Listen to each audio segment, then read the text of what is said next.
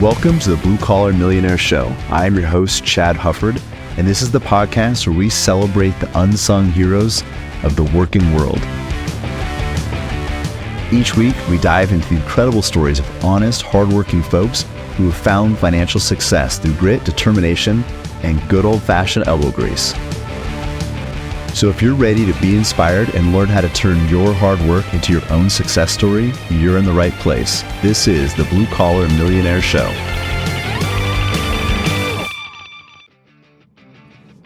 We're back with another episode of the Blue Collar Millionaire Show, and I'm here with a new co-host, Logan Hufford, same last name, and we're actually related.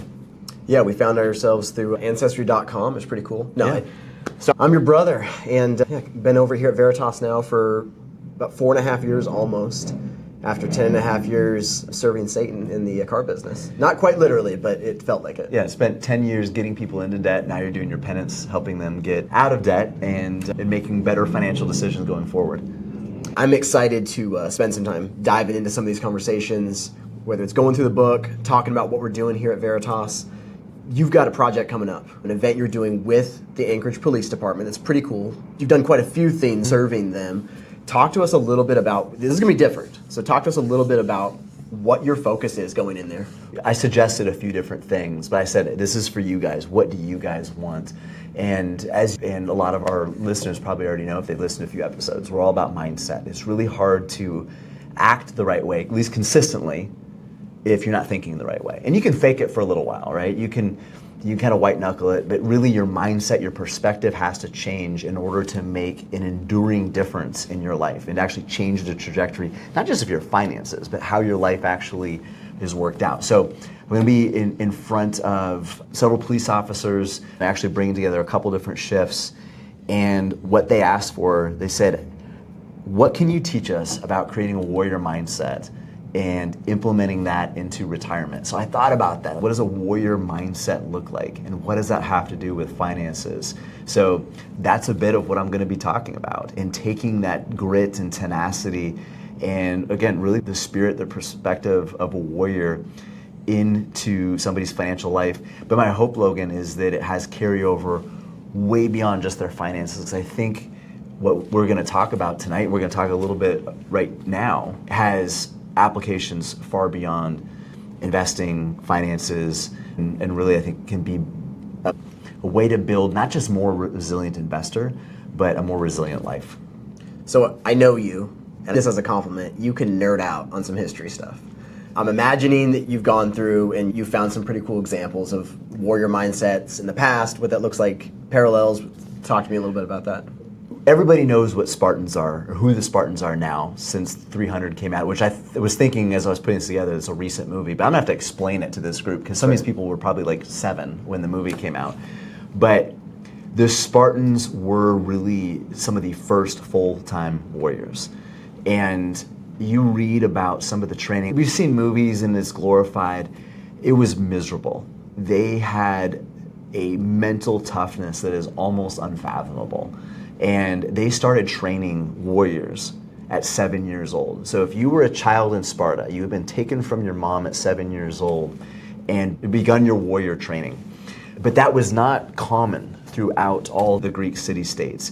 And Epictetus, who is a poet and philosopher, a couple thousand years ago, maybe a little bit longer ago, he tried to inspire these other Greek city-states. And one of the things that he wrote is, we must endure a harsh winter so we do not go into battle unprepared. And the idea was that for most of the world, most of the Greek city-states at least, they didn't train all year long. You would be a farmer or a blacksmith or whatever. You do your trade, and then when a war was imminent, you start training. Okay. And the point he was making is, you don't plan for hardships at the beginning of the battle. If you've got a fight coming up, be prepared long in advance. And I think financially speaking, there's a lot of different ways to do that. But the idea is that you endure difficulty.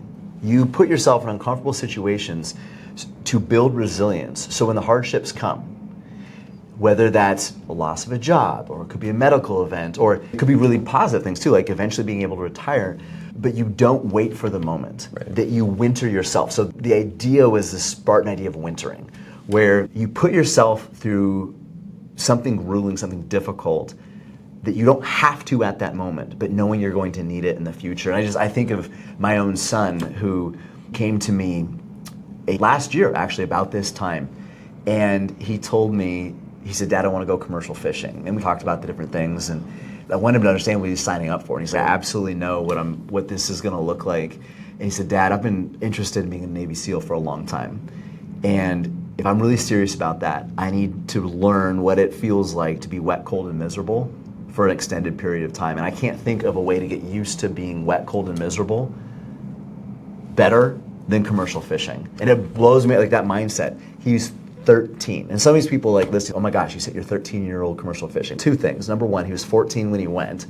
And two, we have replacements. But no, my wife was nervous. I was a little nervous. Like, it's a big step to send him commercial fishing. But that mindset is phenomenal to me. At 13 years old, he's already preparing for war. Preparing for war that doesn't exist yet. But I think if we bring that into what we're working on here at Veritas, it's choosing to endure hardship, knowing that hardships will come. There will be difficulties. Like right now, people are freaking out because the market's down 10% or so. And people are talking about, oh, it's so much uncertainty, so much this.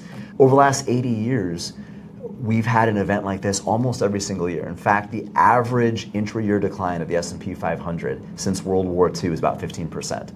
More than what we're at right now, but people are freaking out because to use a more Alaskan example, it's like the first snowfall. People are sliding into each other, flying off roads. There's people going 20 miles an hour and white knuckling every turn, and there's some jerk in a big 4x4 truck that doesn't realize that four-wheel drive doesn't help you stop, flying down the road at 80. And it's mayhem, but it's like, this happens the storms come every year, but people aren't prepared to deal with that. And then panic sets in. And we see that in the financial markets, and not to nerd out too much, or too much more, but we have to be prepared to endure hardships, which means we need to inoculate ourselves. It's almost like giving yourself a small dose of that hardship during the easy times, the good times. And there's another phrase, it's not Greek, this is actually a Latin one. It's premeditatio malorum. And what that means is to dwell on or anticipate the evils to come, knowing that there will be difficulties. And again, this goes far beyond finances, but just in a financial standpoint, it's knowing that there will be times of volatility. There may be times when things are tight. You might lose your job. And it's thinking, like, what are some of the things I can do today to prepare for the difficulties, the challenges that arise? Okay, so pause for a second, because I want people to really be able to focus on what you're saying. The term that comes to mind for me is pre-mortem. I'm going to think about how things might go badly, what toughness might happen, a failure that might happen, figure out what that'll feel like, figure out either how to avoid it if in some cases, or how to fight through that, how to work through that. So literally you are going to think about negative things, not to just camp in it and be negative, but to figure out how to be healthy when the negative things come. To steel your mind, so when it comes, you're less likely to panic. Having a plan. What is it going to look like if I lose my job? Not to get all sad, but what is it going to look like? How am I going to prepare myself? And I want to talk about some of those things that we can do. How am I going to prepare myself to volatility? It's not a matter of if that happens, it's when. Somebody investing in good growth stock mutual funds, like we help people do every single day. It's, like I said earlier, it's almost every single year where we have a significant period of volatility. Sometimes it lasts a few days, sometimes a few weeks, sometimes it lasts a couple of years. Sometimes it's a lot deeper than 15%. In fact, over the last 50 years, we've had just over 50 years, since 1973, the market has halved, been cut in half 3 different times. But almost every year we have periods of punctuated volatility. So it's like that first snowfall. It's not a matter of what if it comes? When it comes, what do we have a plan for it? After a summer where I've been comfortable and I haven't had to be very careful how I'm driving and what my tires are like and all that. How am I going to handle it? So part of it is I think the mental aspect of steeling our minds. And then there are some practical things that I think we can do to put ourselves in a position to be prepared. So it is both. And again, that was the Spartan way. They trained physically to be familiar with their weapons and familiar with working together. They had they basically perfected the phalanx, which is a fighting unit where everybody, it turned a group of soldiers into almost like a single fighting unit. By necessity, they needed a lot of cooperation, almost choreographed. So some of that was the physical training, the actual doing of things, but a lot was the mental aspect. A lot of the training that they did was to harden the mind, so they would be mentally capable of doing things in the midst of the storm, in the midst of the battle. Well, it's interesting because what that's also doing is it's taking finances as something, I think for myself, I think this is very common. At best, sometimes it feels like finances is I should play defense. I don't want to run out of money. I don't want to get myself into a bad situation. And that's maybe better than what some people do. But if I'm understanding you correctly, it's not playing defense. You are actually playing offense with your decision making. You are default aggressive. You are being active, not passive. Yeah, I would say definitely. It's active, not passive, but some of it is defense. And I'll just give you an example. So one of the things that people can do, a practical takeaway, because people are like, okay, this philosophically, I get it. We're gonna be Spartan investors. What does that look like in my life? Number one, have an emergency fund. Okay. So that is a way to build resilience, knowing that a storm will probably come in your life. There will be a battle. Maybe you lose your job, maybe you lose your car. Maybe somebody in a big 4x4 truck in the first snowfall rams into you, it doesn't have insurance, and you've got to replace the car. So maybe your brother-in-law comes and visits and clogs a toilet in the middle of the night, and the toilet keeps running, and you go out in the garage to go to the gym early in the morning, and it looks like it's raining through your ceiling, which is weird because it's not raining outside. And that story is probably a little bit too specific to be made up. It's definitely made up, definitely made up. Yeah. Difficulties will come, right? But having an emergency fund gives you some ground to retreat to. It gives you something to fight with. And again, you can't plan for emergencies. I was talking with a family member. We won't use her name, but it's my wife's twin sister. And she was talking about, what should I do? I think she sold a house or something. She had a little bit extra money. What to do? That needs to go in your emergency fund. She's not planning to have any emergencies. I'm like, I don't think you understand how emergencies work. Nobody plans to have emergencies. That's why they call them emergencies. But over a stretch of time, whether it's 5 years, 10 years, 15 years, there will be some sort of emergency. Right. It might not be financial, but it very well could be. Maybe you have great medical insurance, whatever, but you just never know. Again, this is a lot of it is just the mindset of dealing with uncertainty. Human beings really struggle with ambiguity. And when a Spartan was training for battle, they didn't know how the battle would go and things like that. So they're training for the uncertainty, the ambiguity of what that was going to be. So from a financial standpoint, having an emergency fund, you don't know how you're going to deploy that. Right. It might be to replace a boiler, replace a roof, replace income for a couple months. There's a lot of different ways, but it gives you a little bit of buffer in the midst of uncertainty. Another big one is just eliminating debts. So we talk about fighting an uphill battle. That's what debt does. It creates a battle that's much, much harder. You're fighting uphill now, which strategically from a war standpoint, not good. But that's what we do. We carry around debt. So when that storm, when that battle does hit, it's way harder than it needs to be because we have this burden we're dragging on. We're not as nimble. We can't maneuver the way that we should.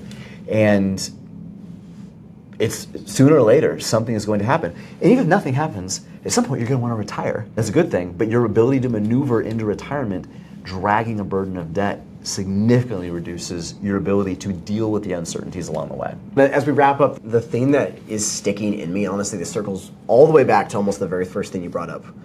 So I'm Bryson's uncle, right? So I'm thinking about being his uncle. Man, what if he never becomes a Navy SEAL? What if he changes his mind? Whatever. And the beautiful thing is, the lessons he learned from last year, he doesn't have to be a Navy SEAL. It doesn't matter. Those lessons are going to be powerful lessons for him to learn that being cold, dirty, all these things, wet, hey, that's good. That's good for me.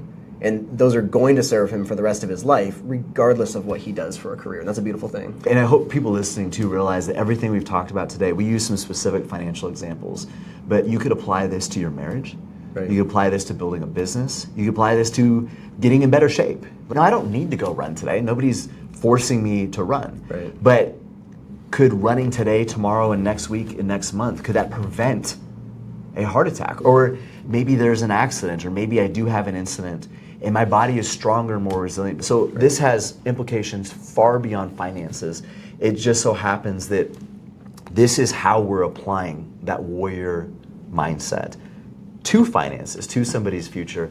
But again, the warrior mindset, it's about resilience. It's about being able to weather storms, weather battles, and number one, not being crushed or consumed by them, but maybe even coming out stronger on the other side. Yeah, that's beautiful.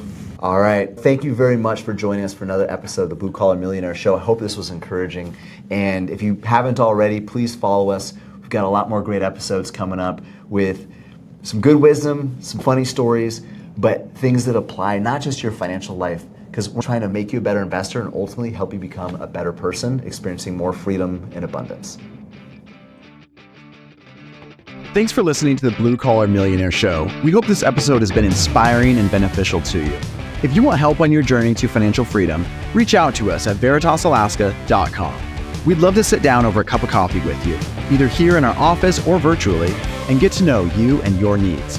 And though this podcast is free of charge, we do ask that you please do us two quick favors. If you enjoyed the episode, give our pod a great rating on iTunes or whatever podcast platform you use, and also give us a follow on Instagram. We hope you have a wonderful day filled with gratitude and intentionality. God bless.